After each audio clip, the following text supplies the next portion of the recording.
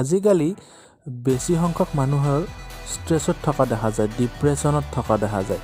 কিন্তু ইমান ষ্ট্ৰেছত থাকে কিয় মানুহে আচলতে? মানুহে ষ্ট্ৰেছত থকাৰ কাৰণ হৈছে আমাৰ নিগেটিভ থিংকিংবিলাকৰ কাৰণে। আমাৰ যিবিলাক বেয়া চিন্তা আহে, আমাৰ মনত যিবিলাক বেয়া চিন্তা, সেইটোৱে হৈছে প্ৰথম প্ৰব্লেম। সেইটোৰ কাৰণেই আমি ষ্ট্ৰেছত পৰোঁ, আমি ডিপ্ৰেশ্যনত ভুগিব লগা হয়। যদি কিবাকে আমাৰ নিগেটিভ থটছবিলাক নোহোৱা কৰিব পাৰোঁ, তেতিয়াহ'লে আমাৰ আধা প্ৰব্লেম ছল্ভ হৈ যায়।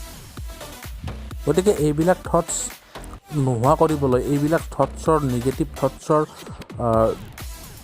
গড়টো বুজি পাব লাগিব। আমাৰ নিগেটিভ থটছ আহে ক'ৰ পৰা, তাত আমি কাম কৰিব লাগিব। ক'ৰ পৰা আমাৰ নিগেটিভ খেয়ালবিলাক আহে? মহাভাৰতৰ কথা যদি কওঁ, দুৰ্যোধন আগতে ইমান বেয়া নাছিলে। পাণ্ডৱসকলৰ লগত একেলগে খেলা ধূলা কৰি ডাঙৰ হৈছিল। কিন্তু দুৰ্যোধন বেয়া হৈছিল মামা শকুনিৰ কাৰণে। মামা শকুনিয়ে ইমান কথা বেয়াকৈ কৈছিল, পাণ্ডৱসকলৰ কথা ইমান বেয়াকৈ কৈছিল যে দুৰ্যোধনৰ মাইণ্ডছেটে সলনি হৈ গ'ল আৰু পিছত ভীষণ যুদ্ধ হ'ল মহাভাৰতত।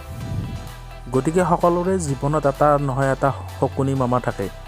এইটো আপোনাৰ এনভাইৰমেণ্টো হ'ব পাৰে, এইটো আপোনাৰ ফ্ৰেণ্ডো হ'ব পাৰে, এইটো আপোনাৰ নিউজ পেপাৰো হ'ব পাৰে, ছ'চিয়েল মিডিয়াও হ'ব পাৰে। কিন্তু এইটো আপোনাৰ বিচৰাটো দৰকাৰ যে আপোনাৰ কাৰণে আপোনাৰ ডিপ্ৰেশ্যনৰ আপোনাৰ নিগেটিভ থটছবিলাক যে আহে, তাৰ মেইন শকুনি মামা কোনটো। প্ৰথম কাম, আপুনি আপোনাৰ জীৱনৰ পৰা আপোনাৰ শকুনি মামাক উলিয়াই দিয়ক।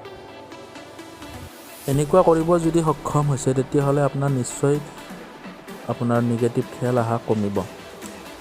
আৰু যদি আপোনাৰ বেছি নিগেটিভ থটছ আহি থাকে, তেতিয়াহ'লে আৰু এটা কাম কৰিব, যিবিলাক নিগেটিভ থটছ আহে সেইবিলাক আপোনাৰ এজন ফ্ৰেণ্ড বা এজন জ্ঞানী ব্যক্তিৰ লগত আলোচনা কৰিব যে এনেকুৱা প্ৰব্লেম হৈছে। তেখেতে জ্ঞানী ব্যক্তি হ'লে তেখেতে আপোনাক কিবা যদি পুলিচে আঙুলিয়াই দিব আৰু আপুনি নিশ্চয় কিছু ৰিলিজ পাব।